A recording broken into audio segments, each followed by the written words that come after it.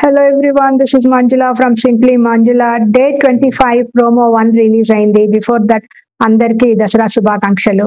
And big boss announce చేస్తారు మీకు నేను ఇస్తున్న ఛాలెంజ్ హంగ్రీ హిప్పో. ఆకలిగా ఉన్న హిప్పో నోట్లో బాల్స్ వేసి ఆహారం తినిపించడం. ఏ టీం అయితే ఆ హిప్పో నోట్లో బాల్స్ వేసి ఆహారంగా తినిపిస్తారో వారే విజేతగా ఈ టాస్క్ లో పరిగణిస్తారు. మీ ప్రత్యర్థిని పోటీదారులు ఆ హిప్పో నోట్లో బాల్స్ వేయకుండా చూసుకోవటం కూడా ఇది చాలా ముఖ్యమని అనౌన్స్ చేస్తారు. అసలు రణరంగం మొదలైంది అనిపిస్తుంది. అసలు ఆట ఇప్పుడే మొదలైంది అనిపిస్తుంది. యుద్ధ భూమి లాగా అనిపిస్తుంది.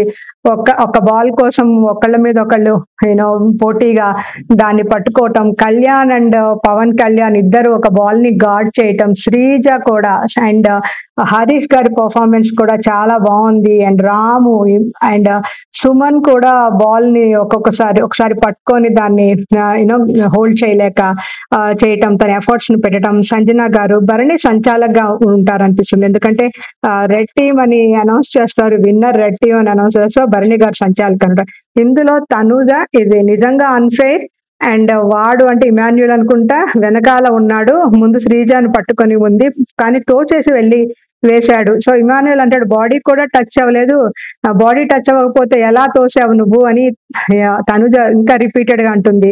సో అన్ఫెయిర్ గా ఇవ్వాలనుకుంటే ఇచ్చేసేయండి అనిపిస్తుంది.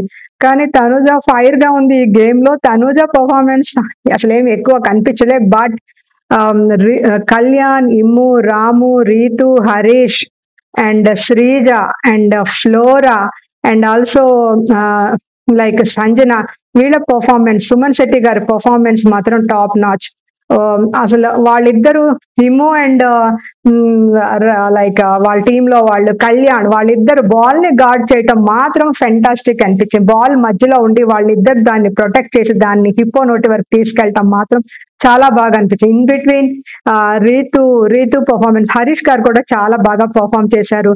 ఈ పర్ఫార్మెన్స్ బట్టి ఒకవేళ ఎలిమినేషన్ డిసైడ్ అవుద్దా అంటే కాదు. ఆల్రెడీ వాళ్ళు 3 వీక్స్ 2 వీక్స్ నుంచి అనలైజ్ చేసుకుంటూ వాళ్ళకి ఒక ఫ్యాన్ బేస్ ఫామ్ అయిపోద్ది, కనెక్టివిటీ ఫామ్ అయిపోద్ది. సో శ్రీజ అండ్ హరీష్ గారు ఇంకా డేంజర్ లోనే ఉన్నారు. ఫ్లోరా కూడా ఉంది.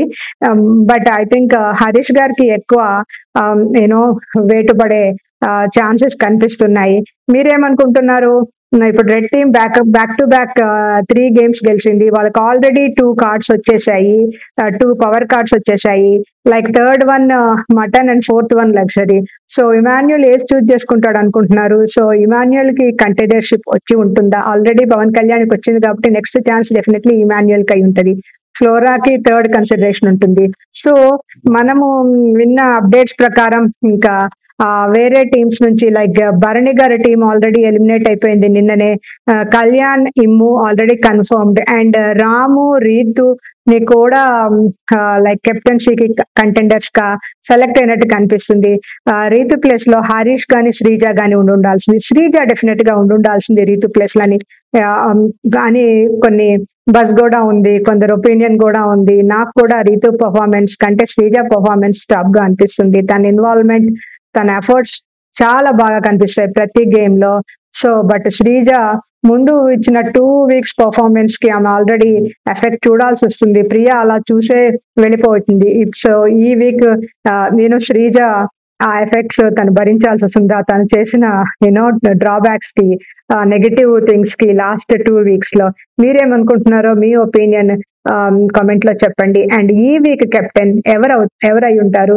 ఇమాన్యుల్ కి మళ్ళా తిరిగి కెప్టెన్సీ వస్తుందా, లేకపోతే ఈసారి పవన్ కళ్యాణ్ ఛాన్సా కెప్టెన్ అయ్యేది?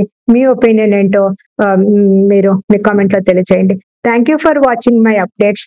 Please like, share and subscribe to simply Manjula.